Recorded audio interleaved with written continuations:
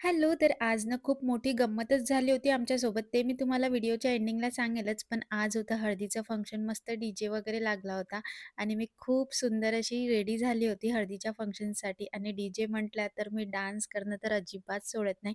तुम्हाला जो हा माझा लेहेंगा दिसत आहे ना, मी वेअर केला आहे, तसे माझ्याकडे भरपूर लेहेंगे आहे. पण हा सुद्धा मी रेंटनी द्यायला सुरू केला आहे. तर माझा रेंटल बिझनेस मी सुरू केला आहे. जर तुम्हाला कोणता पण लेहेंगा हवा असेल ना, तर मला कॉन्टॅक्ट करा. माझ्या पेजवर जाऊन डी-एम करा. तुम्हाला पूर्ण इन्क्वायरी मिळेलच त्याबद्दल.